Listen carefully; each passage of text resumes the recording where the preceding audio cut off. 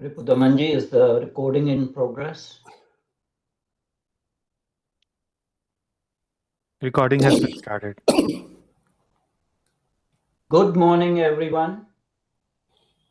My name is Dr. Adityanji, and I'm the President of Council for Strategic Affairs. Today is Saturday, August 19th, 2023. It's 10 a.m. in United States East Coast, and it is 7:30 p.m. in India. We are here again for an event that we do on a monthly basis. It is our monthly distinguished lecture by a domain expert, and you are going to have a wonderful lecture by a very distinguished personality, and you will know from his title, Ambassador Professor Dr. Jitendra Nath Misra. Dr. Misra will be speaking to us on a very interesting and very intriguing topic, strategic challenges for Vietnam, Indo-Pacific realities. A little bit about Council for Strategic Affairs. We are a NGO. We are registered in United States as a 501c3 organization. We focus on imparting education in the field of international relations. The Council fosters discussion, dialogue, and debate on geopolitical issues. The Council encourages strategic studies in general to raise the level of awareness. CSA condemns terrorism in all its forms worldwide, and the CSA aims to contribute towards world peace and prosperity. A few of our activities include monthly roundtable discussion that is held on second Saturday of each month at 10 a.m. Eastern Daytime. Generally, we hold a monthly guest lecture by a domain expert on fourth Saturday of each month at 10 a.m. But today is the third Saturday because we had some scheduling issues. The CSA organizes symposia, meetings, and conferences. Council promotes publication of articles on geopolitics and related subjects. We have a summer internship program for college students, and we also have a fellowship training program in strategic studies, and we have our first fellow recruited who has been working in this area. So a little bit about our distinguished speaker that you are already seeing. Our distinguished speaker is Professor Dr. Ambassador Jitendra Nath Misra, who holds a PhD degree from Jawaharlal Nehru University and is a retired Indian diplomat who has served as ambassador in Portugal and Laos and as Consul General in Ho Chi Minh City in Vietnam. Currently, he is Professor of Diplomatic Practice at the Jindal School of International Affairs of the O.P. Jindal Global University at Sonipat, India. He is also a distinguished fellow at Bangladesh Institute of Peace and Security Studies in Dhaka. Most recently, he was a visiting professor at the Jamia Millia Islamia University and previously a visiting professor at University of Lisbon and University of Social Sciences and Humanity at Vietnam National University. Earlier, he was an adjunct associate professor at the Georgetown University and a lecturer at Jamia Millia Islamia University. He is an internationally published author. He has published 25 book chapters, 25 general articles on social sciences and literature in world-renowned journals everywhere in the world. So some of them are listed here. He has worked with various think tanks.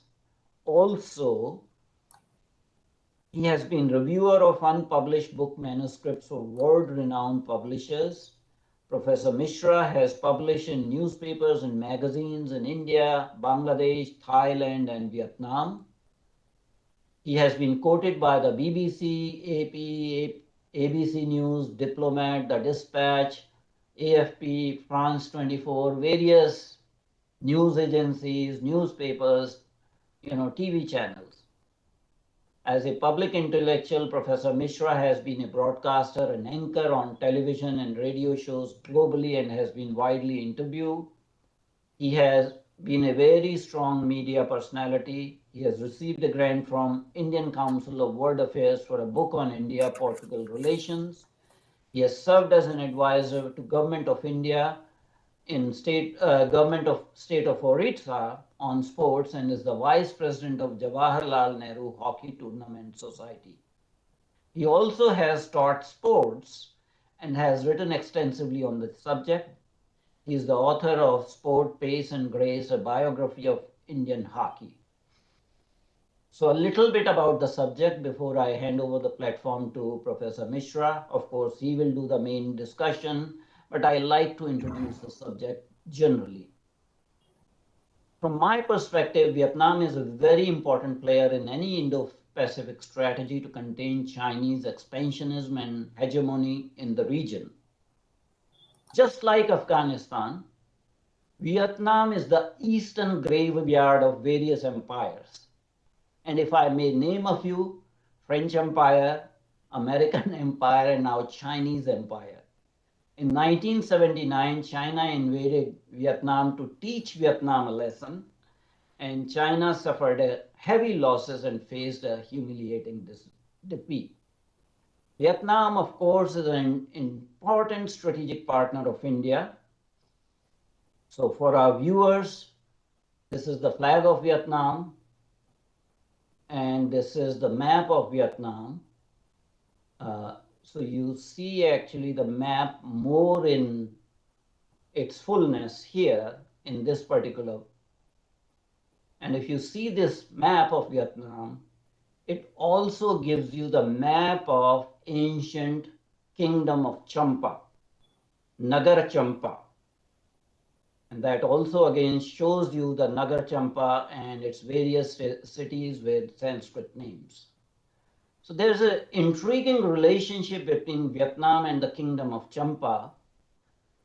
It was a collection of independent charm polities that extended across the coast of what is nowadays central and southern Vietnam from approximately 2nd century AD to 1832. According to earliest historical references found in ancient sources, the first Cham polities were established around 2nd and 3rd centuries AD or current era. The kingdom was known by variously as Nagar Champa, Champa in the modern Cham, Champa in the Khmer inscriptions, etc. So that is the relationship. The kingdom of Champa, the current southern region of Vietnam, the kingdom began to crumble in 1417 following assault of the Le dynasty ruling the northern Vietnam. Their invasion fractured the kingdom, but Chams continued to rule central Vietnam through tiny principalities till 19th century.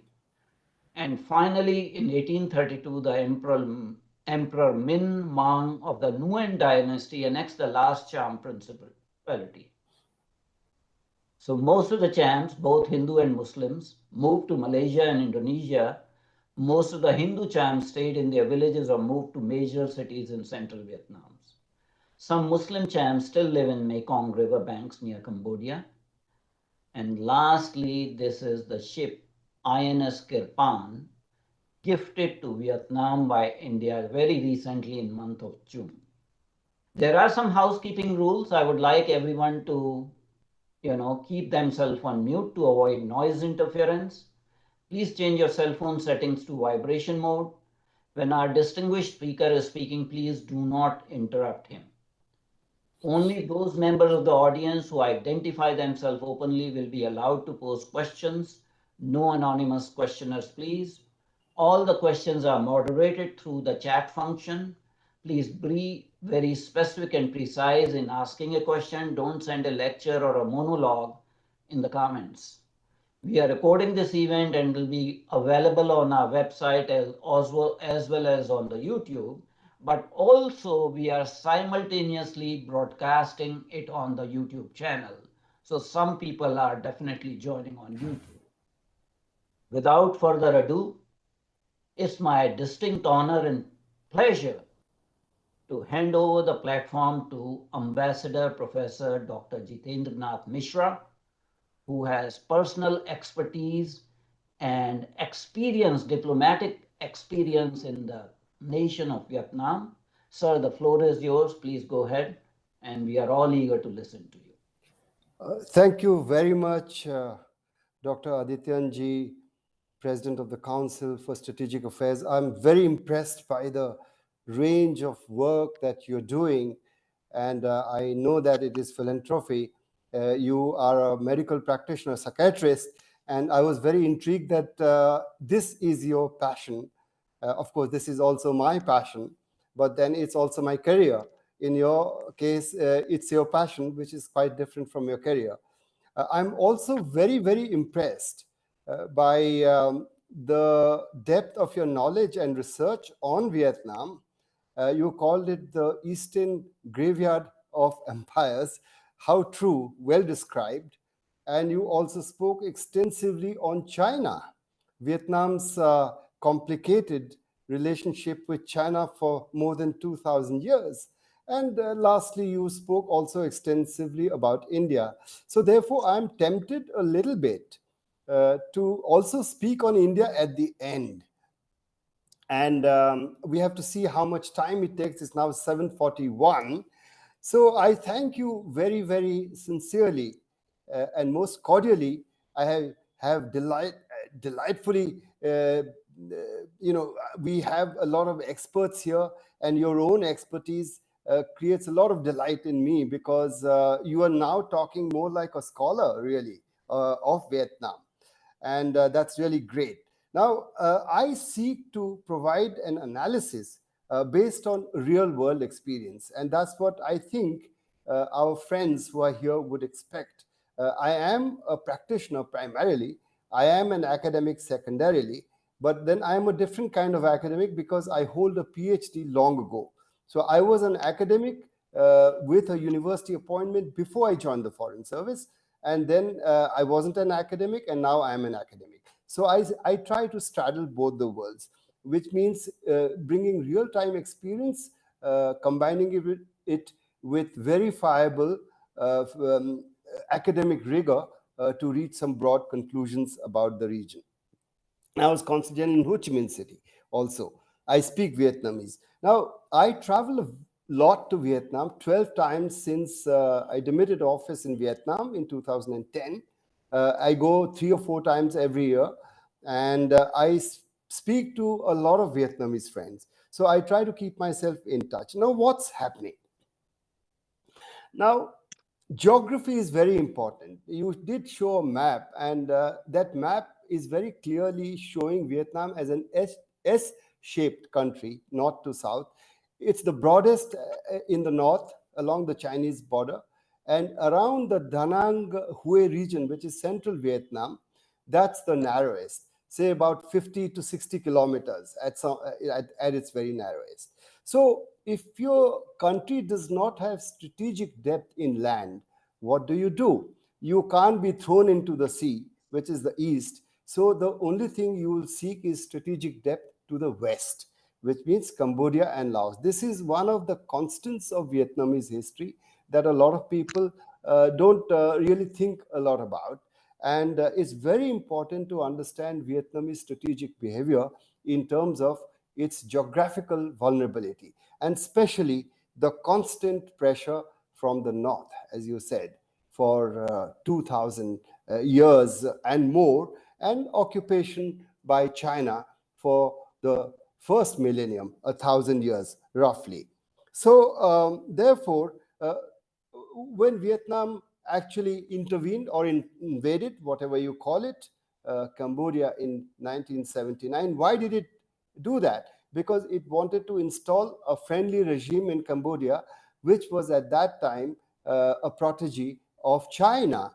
So it is complicated. So really, and that's why the Chinese invaded Vietnam, as you know. So there is a spiraling effect of geopolitics, and Vietnam is obsessed with having friendly regimes both in Cambodia and in Laos. So the Western countries, it's like what Pakistan, in my opinion, wrongly, it's very flawed. They seek strategic depth against an Indian attack as they think it, because they feel that the Indus Valley is very narrow and Indian infantry can run through that. They seek the depth in Afghanistan. Similarly, something like that, Vietnam seeks that strategic depth. So, a China Cambodia Laos axis aimed against Vietnam is every Vietnamese strategist's nightmare. So, it's very important to understand that. So, now, if China invaded Vietnam so many times via land, today China is in a position to invade Vietnam via the sea after the events of the South China Sea. The extreme uh, aggressive behavior of China, the very aggressive behavior of China in the South China Sea is another nightmare and another emerging and real strategic threat to Vietnam, which wasn't perhaps the case historically, because most of the invasions, intrusions from China came via the land. There were some naval intrusions also. I went to Dinh Binh province and they enacted a whole sea battle with the Chinese, where the Vietnamese were victorious in central Vietnam. So the memory of the struggle against China is very much alive. And the heroes of Vietnam are either those who struggle against China or those who struggle against France in the modern age. A lot of streets, a lot of monuments are named after them. So for Vietnam, it is not just a land frontier and security from the north, but also security from the maritime domain to the east. That has become very important, and that also explains why Vietnam is so active in trying to secure its eastern maritime front. So it's very assertive on its claims in the South China Sea, more diplomatically perhaps than militarily, because it does not have all the instruments, but nevertheless very active. Now, the commanding location astride the South China Sea gives Vietnam a central role to any kind of resolution that will happen in future. So this is something that Western analysts don't usually talk about. But as an Indian, I see Vietnam as a regional superpower, nothing less than that. And just because Vietnam is 100 million people doesn't mean that it isn't a superpower, at least in its own region. It is well placed to broker the disputes and the contests and the claims surrounding that dispute. With major powers having important trade and hydrocarbon interests, Vietnam, as a regional power, has a lot of cards to drive favorable bargains, even with China, eventually, if and when there is a dispute resolution in the South China Sea. So it cannot happen without Vietnam's participation. Now let's turn into geoeconomics. When we are talking about Vietnam's strategy, geoeconomics. Now, when I was consul general in Ho Chi Minh City between 2006 and 2010, Vietnam's GDP was more or less equal to India.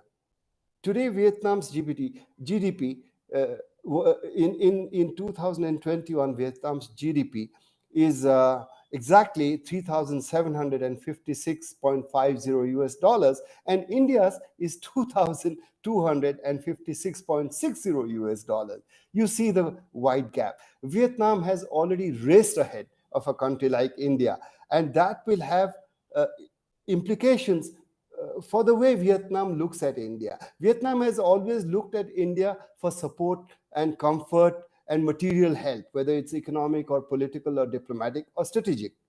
And India has limited capacity, but India has help.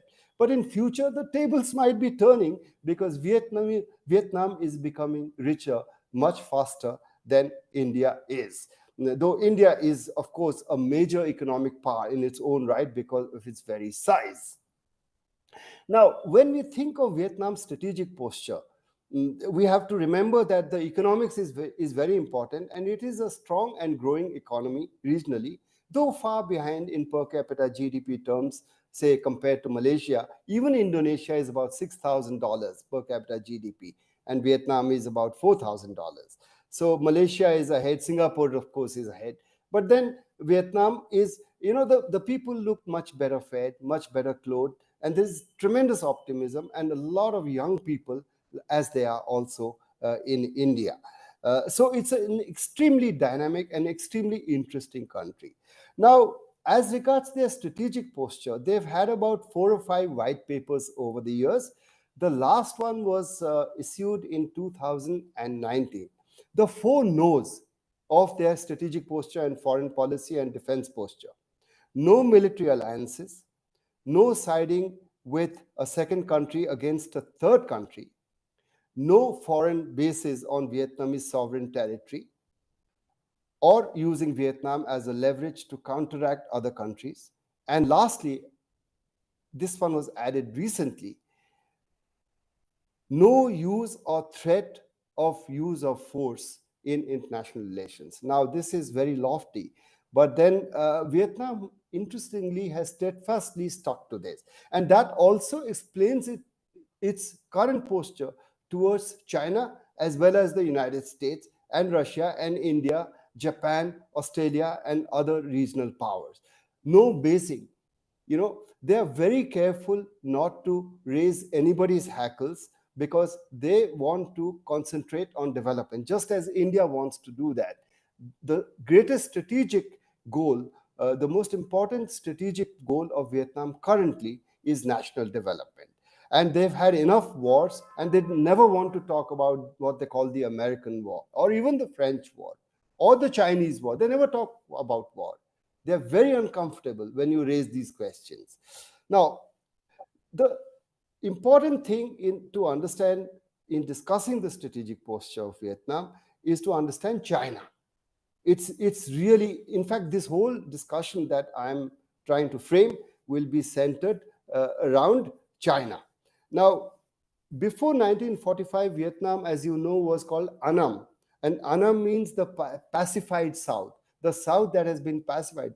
Pacified by whom? By the Chinese, by implication. And the word Vietnam means the southern people. So Vietnam is always defined historically in terms of China, south of China, the pacified south and the southern people. So it is, it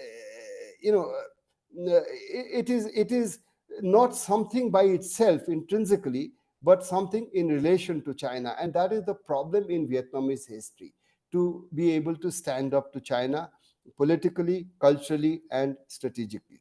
Now, they have a system that mirrored the dynastic successions of the Middle Kingdom. Look at the city of Hue. It is the city of Hue with the walls. It's beautiful. It's a copy of the Forbidden City of Beijing, for example. But here is another story. In the modern age, at least for the last 1,000 years, Vietnam, with a certain degree of success, has pursued a policy of cooperating and struggling simultaneously. You do not fight head on, and you do not cooperate fully. You hold back something. And as Mr. Lay, the deputy editor-in-chief of Vietnam News, once told me, he says, we go with gifts for the emperor, give the gifts, kowtow, bow before him, come back and pick up our guns and get ready to fight again. That's the Vietnamese attitude, roughly, towards China. The other thing is, because China's cultural influence is so preponderant in Vietnam, it makes Vietnam very different from, say, China's conflict with a country like India. Now, China never viewed India as a tributary state. In fact, China took knowledge from India. If you could say that India gave more to China in the first millennium than China gave to India. So therefore, China has never looked at China as the Middle Kingdom and India as the periphery. But Vietnam is definitely part of that, just as most of the Southeast Asian countries are. The US or Australia or Britain or France, other powers, do not have a history of showing public deference to China in political, economic, or cultural matters. And I think, in my view, this is my own theory, the friends of Vietnam, um, the partners of Vietnam, fail to understand that Vietnam will always continue to cooperate and struggle. As far as China is concerned, they will not give in completely, but they will accommodate China to a great extent. Now, India's approach, strategic approach towards China is very different. Therefore, from Vietnam's, India feels like at least an equal, if not a superior civilization. So that is something very, very important to understand, and that explains their strategic behavior towards China currently. Say the South China Sea dispute. Why doesn't Vietnam take the fight headlong into the South China Sea? Now, and the relationship has been historically inconsistent with China. On the one hand, you are fighting China. On the other hand, you are accommodating in China. The preamble of the 1980 Constitution of Vietnam called China, I quote, the direct and dangerous enemy of Vietnam. It was very explicit. But after that, any reference to China as an adversary, let alone an enemy, has been whitewashed from any official Vietnamese document. It's completely been whitewashed. They don't even talk about the 1979 Chinese invasion of Vietnam. And they don't even teach this in the textbooks today. And it is very intriguing. They talk about the heroic resistance against the French, against the Americans, but they never talk about the invasion of 1979 from China, clearly to foster normalization and to maintain a structural balance and stability in ties to China. Now, the Sino-Vietnamese War of 1979 is known in Vietnamese as Chinh Chan Bien Doi, the border war. But over 4 decades, there is no discussion of the border war in the public domain, except in military manuals, which are secret, and some of them are public. But for the ordinary Vietnamese, the Chinese are fraternal communist. They are fraternal and they are communist, with whom they have some problems, but they also cooperate with them. And Mr. Lê Thang Hai, and I hope this is Chatham House rules, Dr. Adityanji, Chatham House rules. Okay, nobody's going to quote me. Mr. Lê Thang Hai, who was the chairman of the party committee, and Mr. Lê Hong Kun, who was the chairman of the People's Committee of Ho Chi Minh City, when I was council general, I called on them. Both of them told me something very interesting. They said that the Chinese invaded us many times in history, but they also helped us a lot during our struggle against American imperialism and against the French. So we can never forget either. So we have a complex relationship with China. So they also never want to talk about what they call the American war, because they say that that's over and we want to make up with the Americans. So it's a very interesting and a very pragmatic attitude out there. And consistent with the Defense White Paper of 2019 that I spoke to, there is no sensitive discussion of the war, even in that document by the Vietnamese about China. They call out China, but that document talks about Vietnam needing and wanting to go into partnerships, because it can't do it alone, to deal with assertive behavior of other powers in the South China Sea, without naming China, but making the reference to China clear in the white paper. But they are now talking about partnerships. So therefore, they are talking about the Indo-Pacific. They are not talking about Quad. They're not uncomfortable with Quad, but they don't talk about Quad. But the Indo-Pacific concept was first articulated in a joint statement with India in 2018 and then featured in the defense white paper. But when I spoke to so many Vietnamese, when I was there, they had the South China Sea was beginning to simmer. The Americans were doing some coordination in the high seas. The aircraft carriers tennis game there, and the entire Vietnamese leadership was taken there. So something was brewing, and China was becoming assertive. I'm talking about 2006, 2007. And my diplomatic colleagues, the Americans and others, told me about it, that there was great disquiet and discomfort. They allowed protests in Ho Chi Minh City against China in a highly controlled society. But there was no report in the media. But the reporting in the media was allowed after the great war hero General Giap spoke about, criticized the bauxite mining by Chinese companies in the Central Highlands as an environmental hazard. And then it's public. Today it's very public. So you can ask yourself the question, is this not something that the regime is allowing in a highly controlled society? Of course they are. It is deliberate. It is also meant to promote the longevity of the regime and the legitimacy of the communist regime. We allow our people to vent their sentiments regarding China, so that we have support among the people. It's very, very important to note that. Very interesting. So there is a lot of internal politics there also. But then party to party, they have very good relations. But many people, Professor Vovan Sen, the rector of Da Nang University, the chairman of the People's Committee of Haojiang province, etc., they all told me that we have, our history is history of fighting against the Chinese. And here's a story. An Indian naval ship was there in Ho Chi Minh City in 2007, and Professor Sen, the rector of Vietnam National University, Ho Chi Minh City, he says, you know, today is the Chinese National Day, but I didn't go there. I came for the Indian reception because I prefer India to China. So this is the kind of sentiment that is becoming much more public. And the Yusuf Ishaq Institute had a survey. The Institute of Southeast Asian Studies, Yusuf Ishaq Institute of Singapore, and the views of China and the views of India, for example, are very different. Now, so with the media criticism, there has been incremental change in the Vietnamese public posture on China, and specifically on the South China Sea dispute. Now,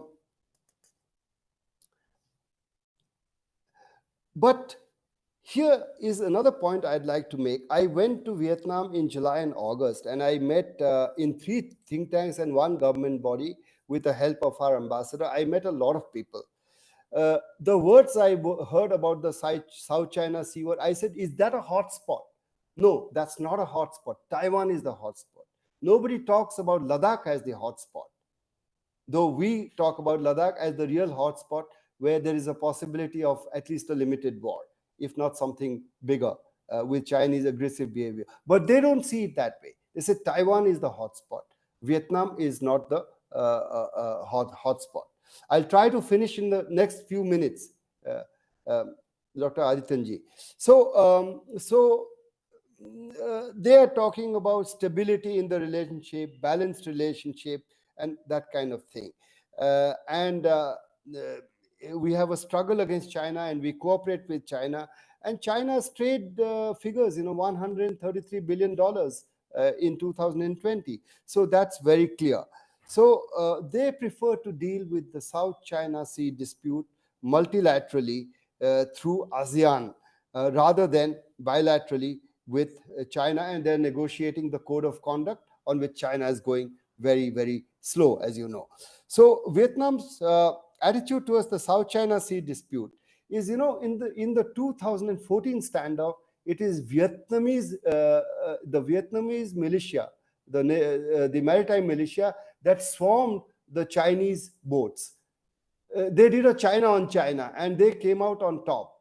This is not very well known publicly. So it's not as if it's China that alone that's assertive, as I said. When Vietnam can be assertive, it does follow an assertive posture, but not to the extent of fighting, because China itself doesn't want to fight. It does salami slicing, it does hybrid warfare in the naval domain. It creates new facts on the ground, occupies them, installs missiles, and that's it. And now they're creating an airstrip. So, but all the countries, all the claimants are also creating artificial islands, trying to doing dredging and putting military assets on those islands. Vietnam is doing it, the Philippines is doing it, others are doing it. So it's very complicated. China has changed the facts on the ground. And the white paper, again, I go back to it, says divergences between Vietnam and China regarding sovereignty in the East Sea, South China Sea, are of historical existence, which need to be settled with precaution, avoiding negative impacts. So, very cautious. The Vietnamese public posture, the strategic posture, is very cautious. And I was quite shocked when they said, no, no, no, South China Sea is not such a problem for us. That's what most people told me just a month ago. And that's how it looks like. And therefore, we in India think that Vietnam is heroically struggling against China in the South China Sea. That's not at all a fact, actually. It is engaging China, it is struggling against China, but not fighting militarily. And so therefore, struggling has struggling means acquired advanced weaponry from Russia, Israel, Sweden, including submarines, fighter aircraft, missiles. You did speak about the missile corvette INS Kirpan. And India's always spoken of as a country that talks a lot and delivers not much. But we did deliver 12 patrol boats in 2022 when our Raksha Mantri was in Vietnam. And that agreement was signed in 2014, and it was pretty fast, built by Larsen and Toubro. And we have extensive cooperation in the strategic domain. And we even have the satellites watching, the satellite monitoring and sharing of data. We have a station in Ho Chi Minh City under an ASEAN initiative, but we are doing that. And that would be music to the ears of Quad, because Quad has the Maritime Domain Awareness Initiative also. And the Artemis Accords. Artemis Accords say, and India has come on board. I'm trying to see it in a global perspective, that we are trying to entice Vietnam with our American partners and others in Artemis as well as Quad into a common maritime domain awareness initiative and front, so that we can take care of Chinese dark shipping and other malign activities in the South China Sea, in the Indo-Pacific, and of course in the Indian Ocean also. And Vietnam is quite comfortable doing all that because it does not entail direct confrontation with China.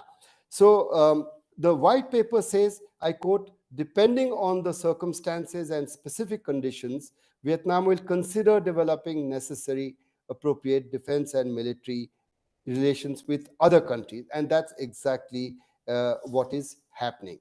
So I'll try to end here. Vietnam supports the concept of the Indo-Pacific, beginning with the joint statement with India, as I said. It's a bit ambivalent on Quad. It doesn't openly support Quad, but it's more comfortable, as are Indonesia and others within ASEAN, because India has ensured that Quad does not morph into a direct military grouping and alliance. It has gone into developmental issues, vaccines and other things, supply chains and other things. So they are much more comfortable with that. They are not comfortable with AUKUS. They prefer multilateral defense mechanisms, as I said, ASEAN Defense Ministers Meeting, ASEAN Defense Ministers Meeting Plus, ASEAN Regional Forum, and they want to work through ASEAN to contain China in the South China Sea. And that is where the relations with the US, India, for that matter, Japan, even Russia and others, they are constrained by Vietnam's posture towards China, which is largely towards engagement and to some extent towards struggle and containment and conflicts at times with China.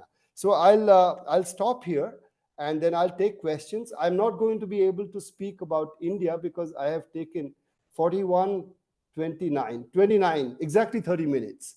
So I'm going to stop here. And I have a lot of things on India also. If there are questions, I'd love to answer them. But so therefore, Vietnam is at a crossroads, and its relations with China, its complicated and tangled history with China will continue to define its strategic posture and its view of its own place in the world. Thank you. Thank you very much indeed, Ambassador Misra, for giving a very fascinating account for this country that is in a very unique position and the way it is coping with the challenges coming from the north. Uh, you did talk about India-Vietnam relationship and delivery of 12 petrol boats. So before I open it to the general audience, I have a few questions of my own. What is the status of the proposed sale of BrahMos missiles? We have been hearing for some time about a $650 million deal with Vietnam. Where is the hiccup? Is it from India's side or Vietnam's side?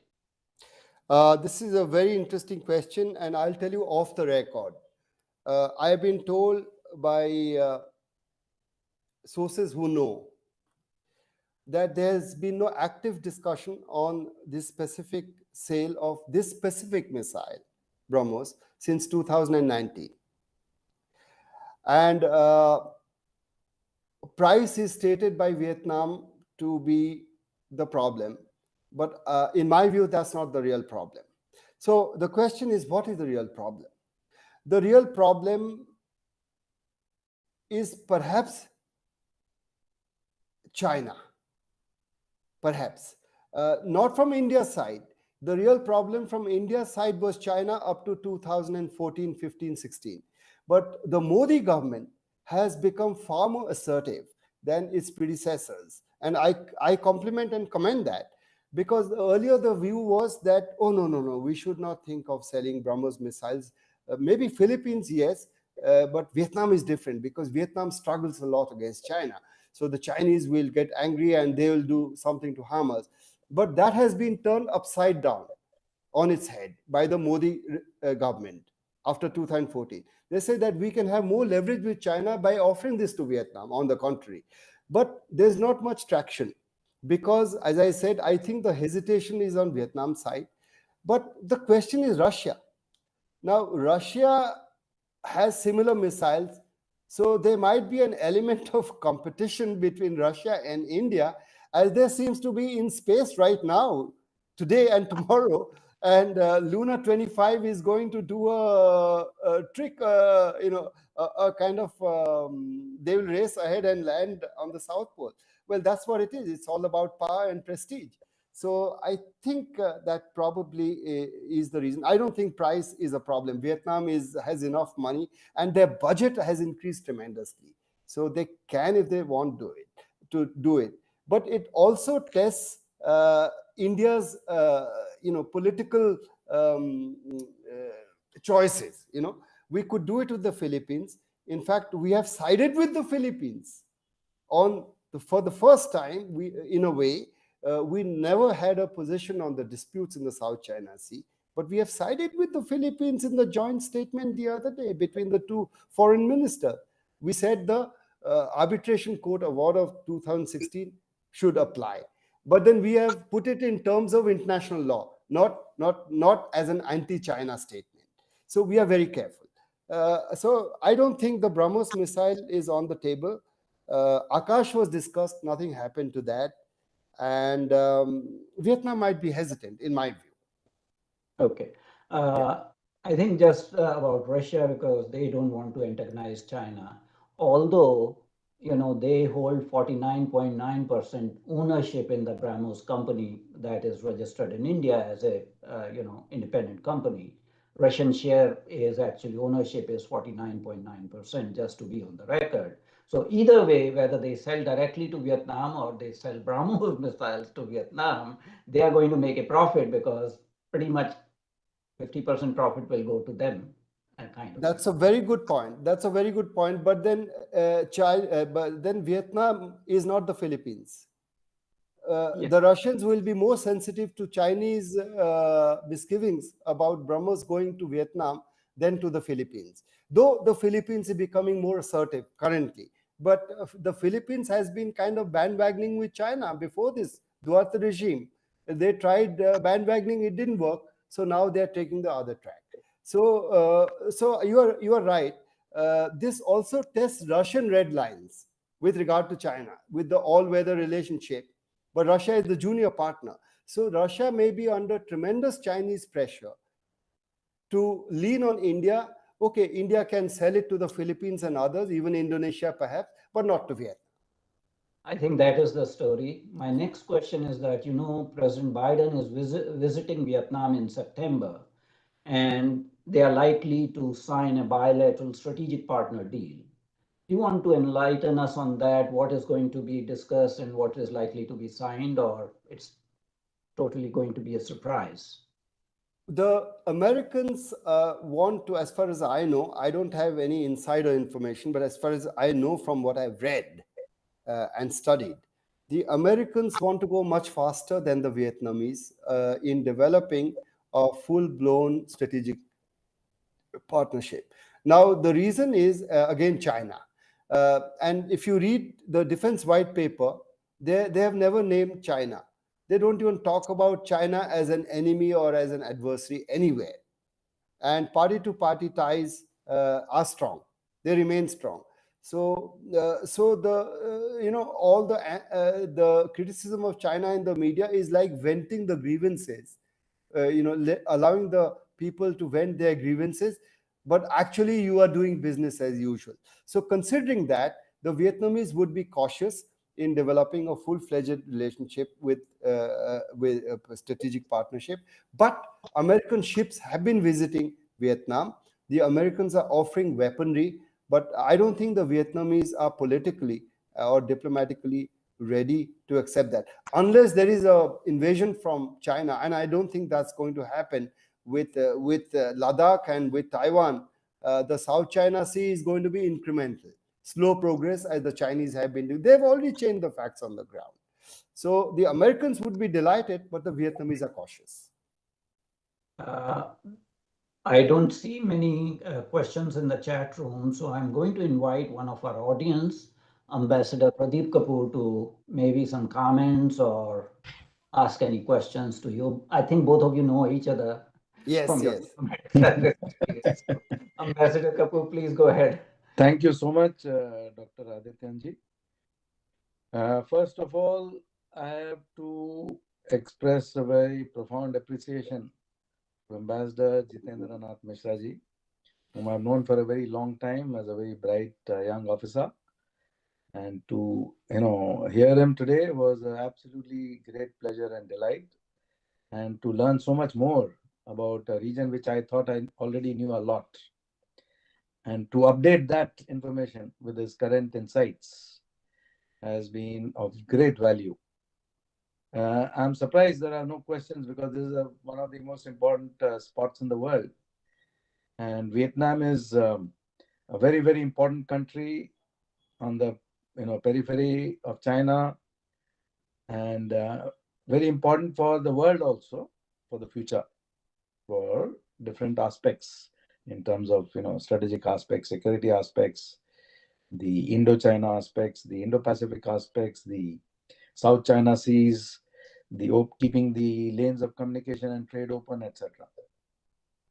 So I have had very close association with Vietnam in different capacities.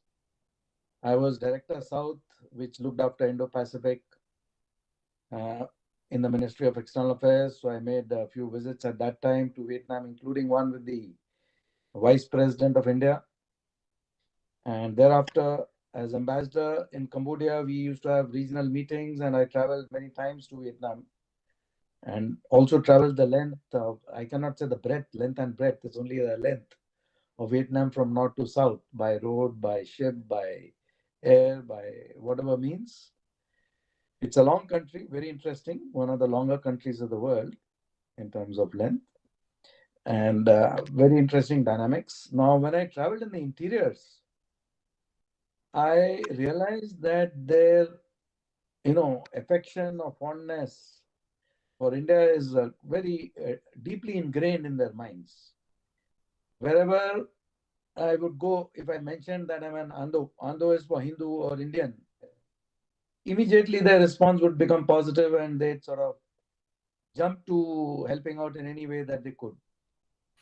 And the reaction was the opposite whenever China was mentioned, as Professor Misra, Ambassador Misra has also mentioned, but it's interesting to note that they are having a very realistic attitude.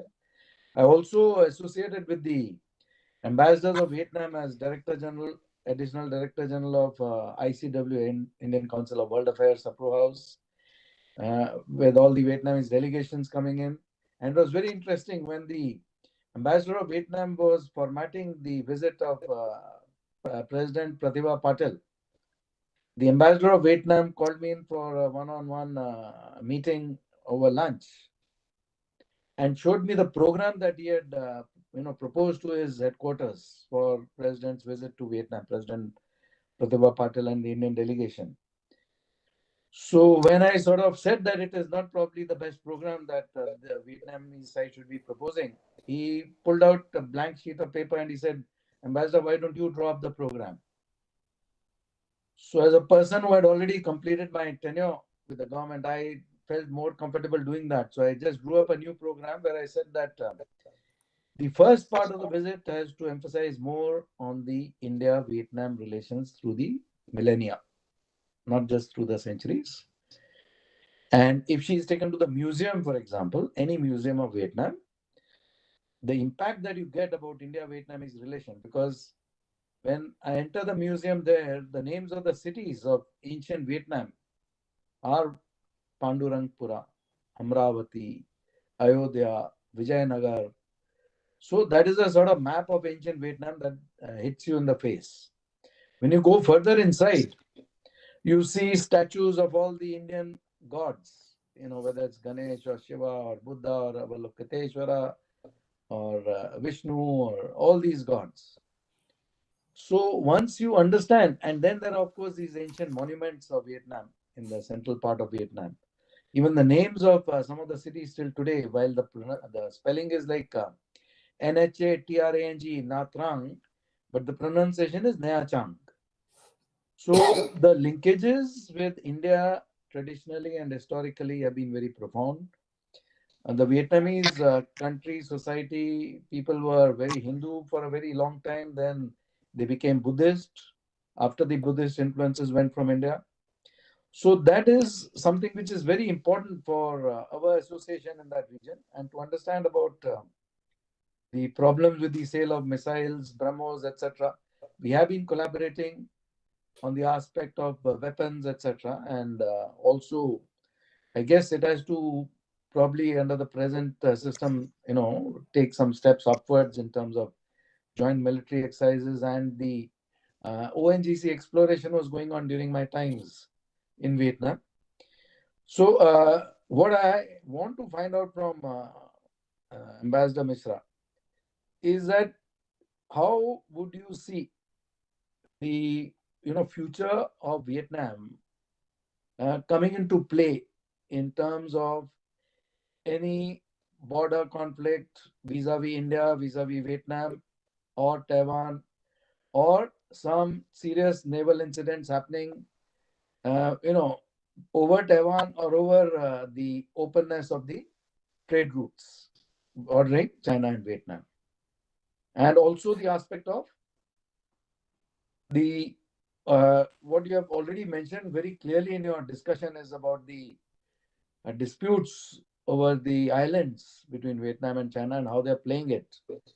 But at a future date, if suppose China is not as strong as it is, because I know every time I would talk to the Vietnamese, they would say that we are living under this constant threat of this huge country, which is like, a big monster weighing down upon our psychology and our sleep.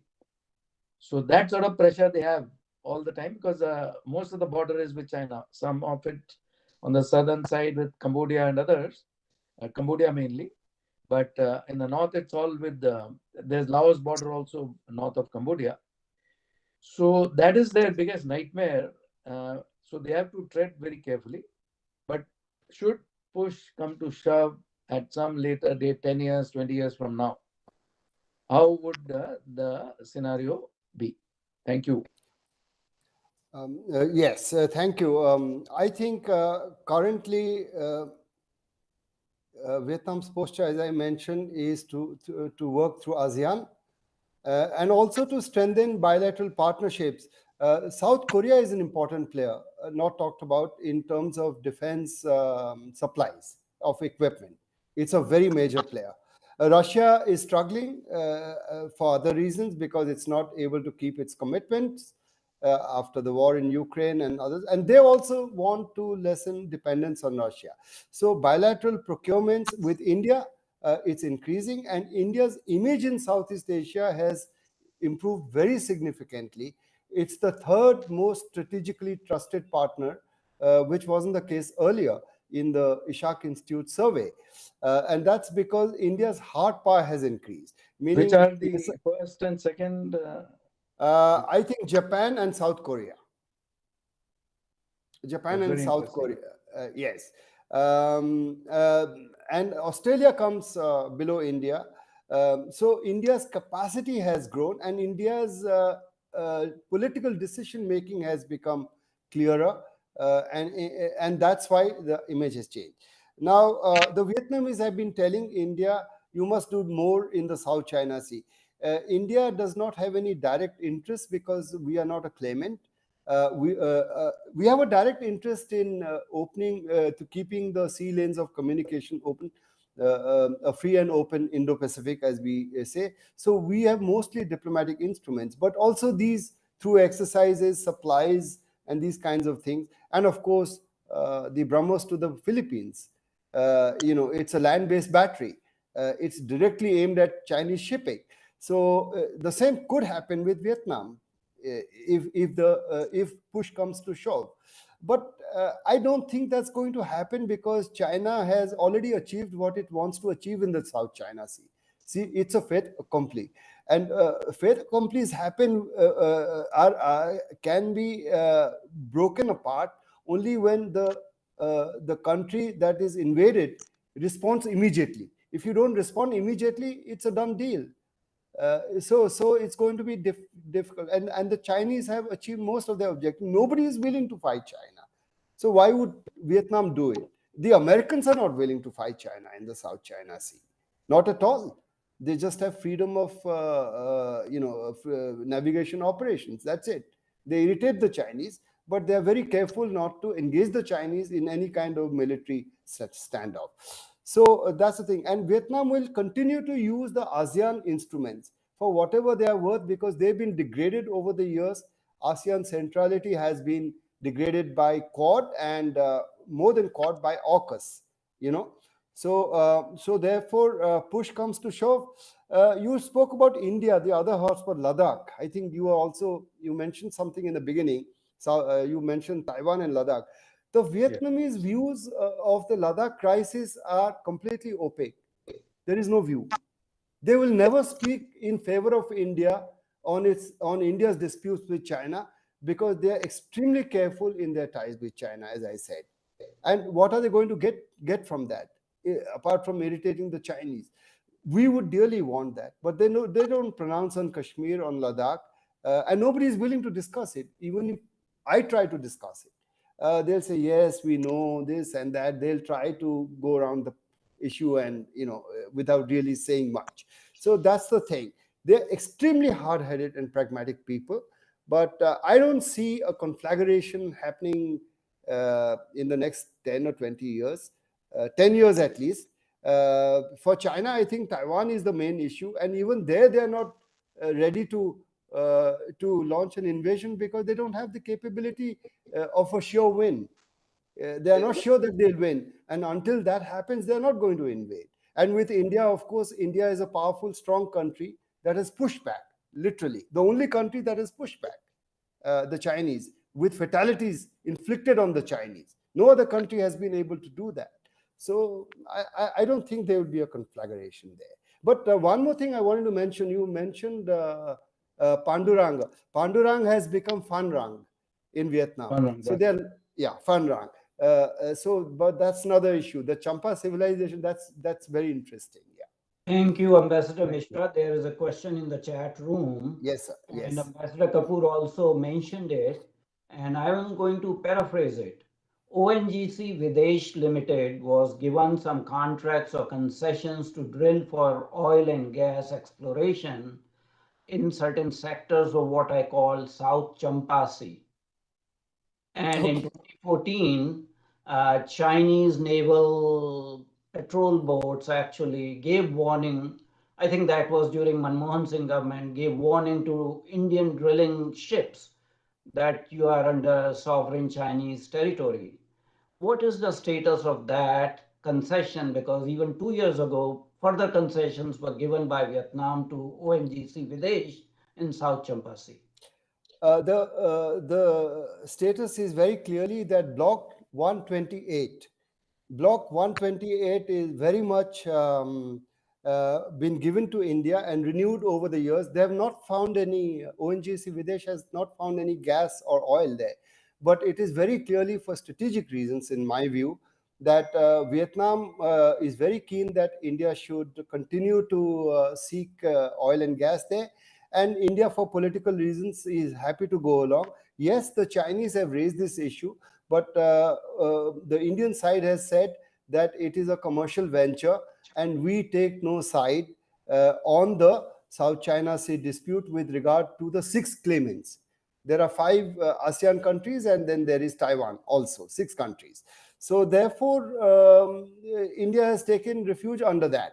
But to me, it's very clear, and I've argued this publicly, that just the fact that you are drilling for oil and gas in territory under Vietnamese control, but also claimed by China, part of this Block 128 overlaps with the so-called bogus 9-dash line. So the Chinese claimed that territory. They said, how are you drilling in our territory? So implicitly, Vietnam has supported, India has supported Vietnam, implicitly, to some extent.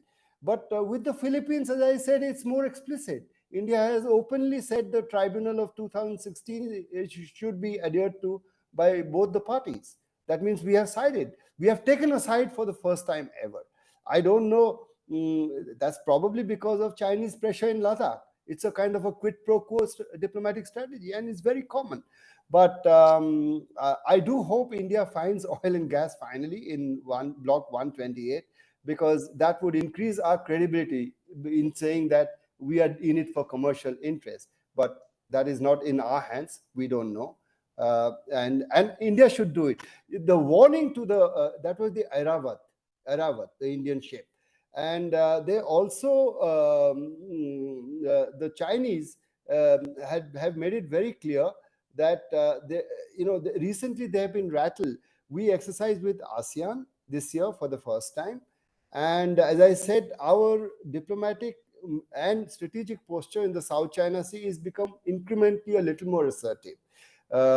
With the sales to Vietnam, gifting of the submarine to Myanmar and the ship to Vietnam, the patrol boats, and maybe the BrahMos will be supplied to Indonesia, maybe, I don't know. And Indonesia would be willing to take it. And the Natuna Sea, by the way, I'm going beyond the question. The Natuna Sea is very interesting. People don't know that part of the Natuna Sea, which Indonesia is not a claimant in the South China Sea dispute. So therefore, it is not in dispute with China. But in its exclusive economic zone, a part of the Natuna Sea overlaps with the so-called 9-dash line. So there is a kind of a dispute also between Indonesia, and they have been harassed by Chinese trawlers and by the Chinese naval militia. The fishermen, the militia fronting as fishermen. They've been harassing the Indonesians. So that sort of thing is going on. And but then I don't think India is going to adopt a more strategic, a more assertive posture in the South China Sea, because our direct interests are not involved. We have to strengthen our capabilities in the Indian Ocean, where our primary interests lie. And the Chinese are really breathing down our necks in the Indian Ocean. So we have to take care of our immediate periphery before we go beyond. We have a very interesting question from one of our team members, Mr. Vijay Nilekani, who is affiliated with CSA. And the question is, what is the current relationship between Japan and Vietnam? Before World War II, Vietnam was an imperial Japanese colony and there was a lot of mutual hatred. In your visits and interactions with Japanese establishment, do you find any positive goodwill towards Japan as it is towards India, or there's a much more complex relationship? According to the Yusuf Ishaq Institute, which is an excellent survey every year, please read it. It's free. Japan is the most trusted power in Vietnam. The most trusted country in the world is Japan. Japan is very low key. Their developmental assistance to Vietnam is far more than India's. Their military assistance, perhaps not so much, but they are very well engaged. You are right. Vietnamese have told me about Japanese imperialism and how rice fields were converted to something else, other cash crops, and there were famines in Vietnam when it was under Japanese occupation. A lot of people don't know that Japan was an imperial power in Vietnam, as you rightly said. So, but as I said, the Vietnamese are extremely pragmatic. When George Bush was there, I'll tell you this story. The mayor of one of the cities of India, I'm sorry, this is not Chatham House, I realized, because it's on YouTube, as you said. So I better be careful. The mayor, I was sitting in that meeting. So he went on to Le Hong Quan, chairman of the People's Committee of Ho Chi Minh City. The American imperialists did this and that. And in India, a street is named after Ho Chi Minh. It's called Ho Chi Minh Sarani. It was called Shakespeare Sarani before in Kolkata. And you are the heroes. And how could you welcome George Bush to the epic summit? So he said, well, he under Vietnamese culture, he's an honored guest and we must welcome him. So he said, but they fought against you. He said, but that's history. We have no animosity whatsoever towards the American people. The same attitude, sir, informs the attitude towards informs the attitude towards the Japanese also. No animosity, extremely pragmatic. The only animosity is towards China, emotion, at the level of emotion, but not at the level of policy. So, Ambassador Misra, you had talked about Vietnam being a communist country, one party rule.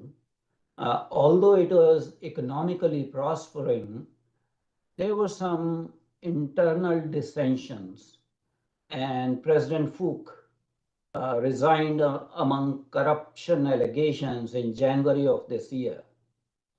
And a new president was appointed. Of course, president does not hold the power in that country.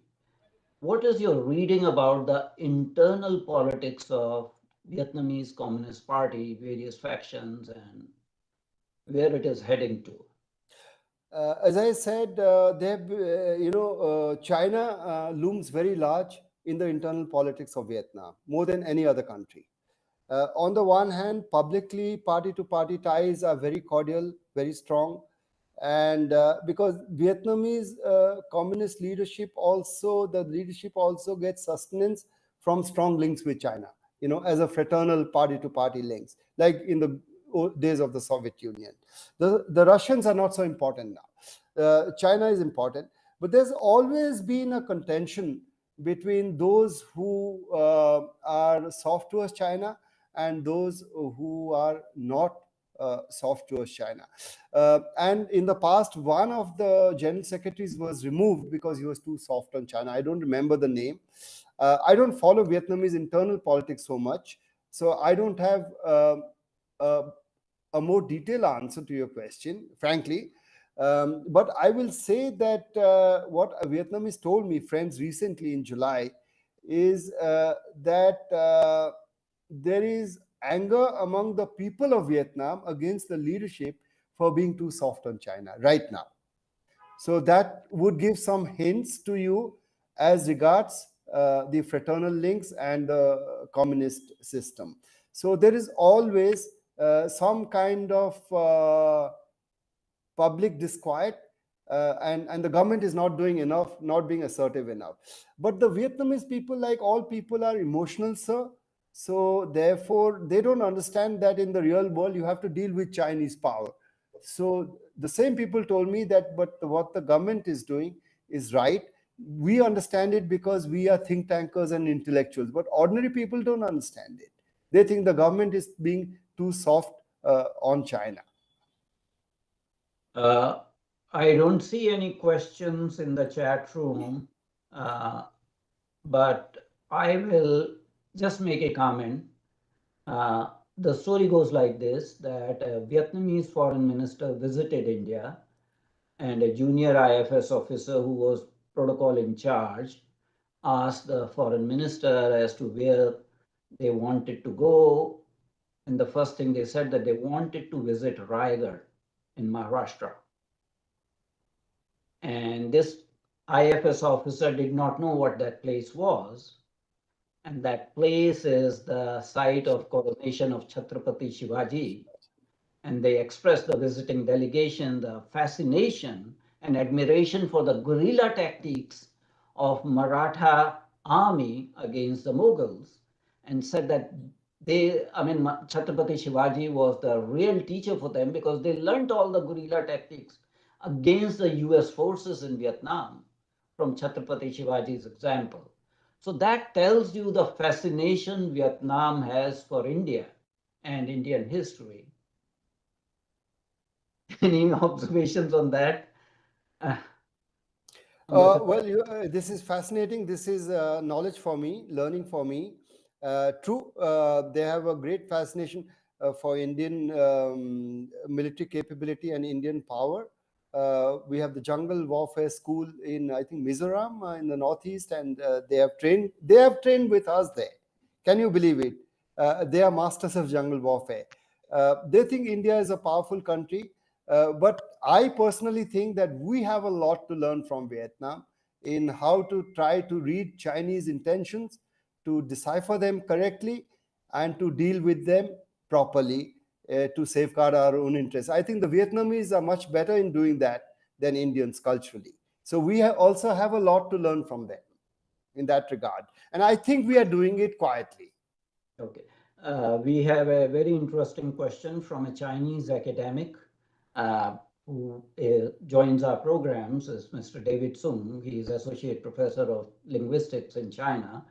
I'm very curious, why do you target China every time? Any comments, Ambassador Misra? Well, I'm not targeting China. I'm just targeting the good interests of India as we see it. And I'd like to tell our Chinese colleague that, there is a lot of misgiving in India regarding Chinese aggressive behavior all over the world. But for us, the existential problem is Ladakh and Arunachal Pradesh.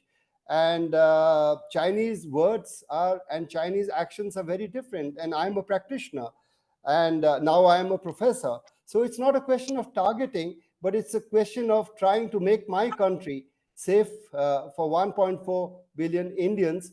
And right now, there is a problem.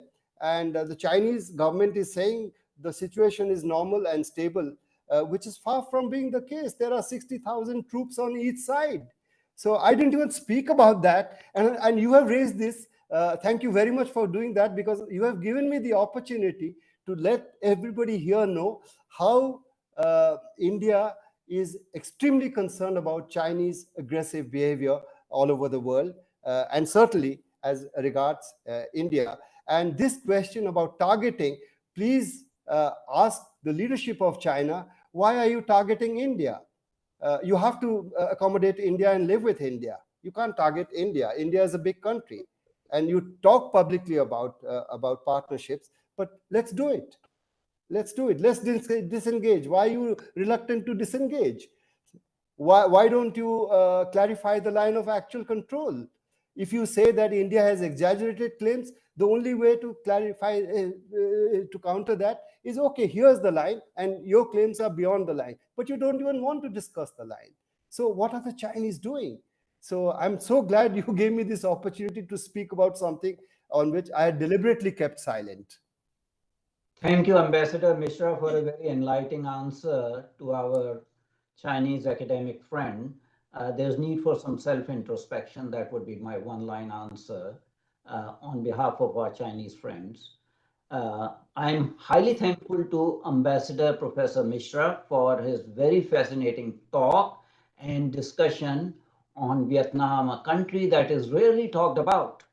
And we are deeply honored to have scholarship of Ambassador Misra to be shared by so many colleagues and available to us as a resource material, because this video would be available on our YouTube channel for future. Uh, Excellent discussion. This is the first presentation by Ambassador Misra, but I can assure you, Ambassador Misra, we will be always willing to host you on this platform under various programs that we have. I'm also very, very thankful to our audience who on a Saturday morning are, spending time more than an hour on this esoteric discussion. Lastly, I am highly thankful to Team CSA, specifically Mr. Ripudaman Pachori, Mr. Rajiv Verma, and Mr. Ankush Bhandari, who helped me run these programs in a very efficient manner. So thank you, Team CSA. For this month, we are finished with our programs. Next month in September, we will have a roundtable discussion on 9th of September. And that is again a very hot topic. The topic is US-China decoupling and de-risking, the geo-economic implications. It will be a roundtable discussion. Although the announcement has not gone out, it will be going out fairly soon. So I request all our audience members to be geared for that very relevant discussion on US-China decoupling and de-risking. What are the economic implications? Thank you very much indeed to everyone, and my humble, salutations to Ambassador Misra for an excellent talk. Thank you, sir. Thank you, sir. See you soon. Thank you very much indeed.